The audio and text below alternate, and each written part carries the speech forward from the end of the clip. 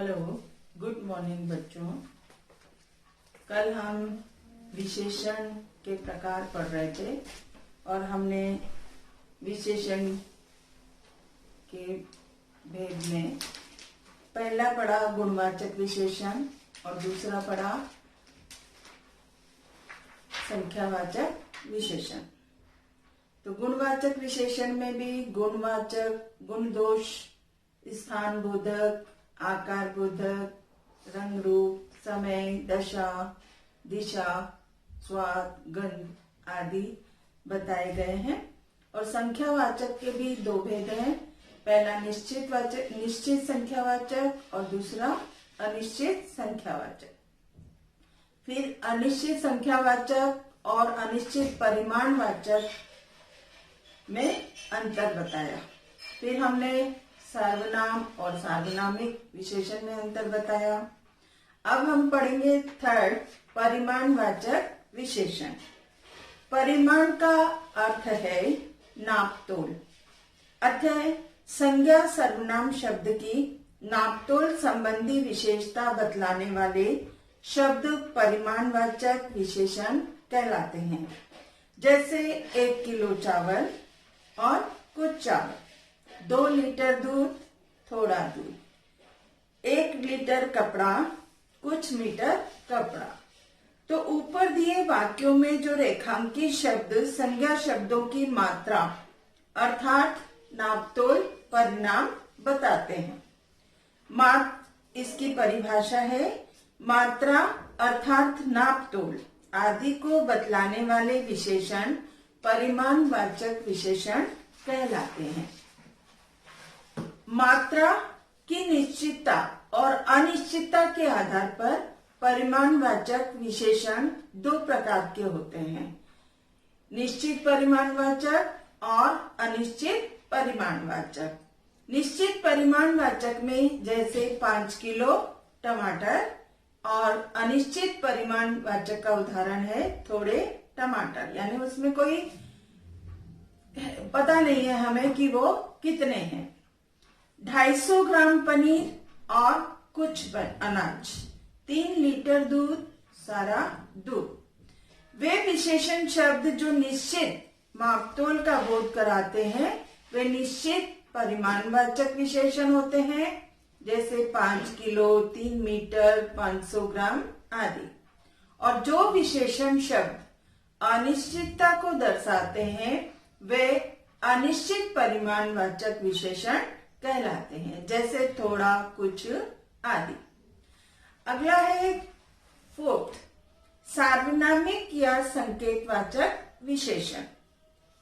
सार्वनामिक अर्थात जो सर्वनाम है पर संज्ञा की विशेषता को दर्शाते हैं या उसकी ओर संकेत करते हैं तो सार्वनामिक विशेषण कहलाते हैं। जैसे वह लड़का है, इस विद्यालय में पढ़ा है, यह मकान है, ये पेन कीमती है। ऊपर दिए वाक्यों में रेखांकित शब्द सर्वनाम है पर वे संज्ञा शब्दों लड़का, विद्यालय, मकान एवं पेन की विशेषता को क्या कर रहे हैं, बतला रहे हैं।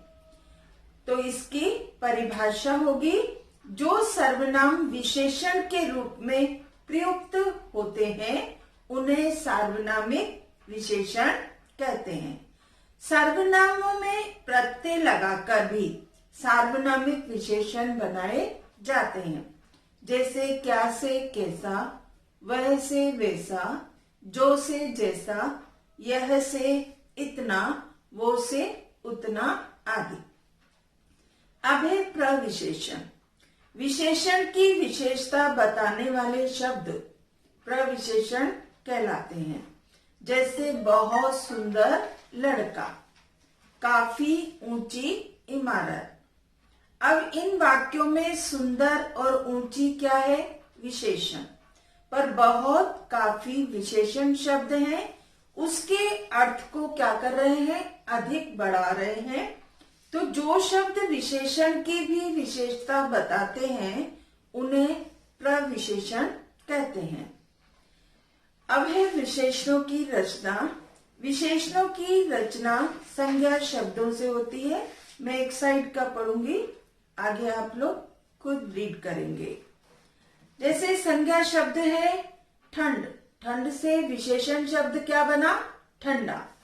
प्यास से प्यासा, भूख से भूखा, सुख से सुखी, पाप से पापी, देश से देशी, पंजाब से पंजाबी, लालच से लालची, विरोध से विरोधी, साहस से साहसी, भीतर से भीतरी, अर्थ से आर्थिक, भूगोल से भौगोलिक, शरीर से शारीरिक, पक्ष से पाक्षिक, मूल मौलिक, समय सामयिक, पुष्प पुष्पित, संचय संचित, अनुमान अनुमानित, श्री श्रीमान, आयु आयुष्मान, पुलक पुलकित, नाश नाशवान, धन धनवान, चमक चमकीला, रस रसीला, दर्शन दर्शनीय, पर्वत पर्वतीय, शिक्षा शिक्षाप्रद, रक्त रक्तिन, शक्ति शक्तिहीन, गाड़ी गाड़ी वाला, सब्जी सब्जी वाला, समझ समझदार, रोग रोगदार। अब है सर्वनाम शब्द से विशेषण। यह से ये, ऐसा, कौन कैसा, जो जैसा, आप आपसी। क्रिया से विशेषण। भागना से भगोड़ा, हंसना से हंसोड़, पालना से पालक, कमाना से कमाऊ, पद से पतित, अड़ना अड़ियल, कहना कथित, पढ़ना पढ़ाकू। अव्यय से विशेषण। भीतर से भीतरी, बाहर से बाहरी, आगे से अगला, नीचे से निचला। उपसर्ग से बनने वाले विशेषण। दूर से दुर्बल दुर्गम, सु से सुलभ सुबोध, बे से बेईमान, ना से नासमझ, नालायक, प्र से प्रबल और प्रसिद्ध, निस से निश्चय। आज हम इतना ही पढ़ेंगे, बाकी कल पढ़ेंगे।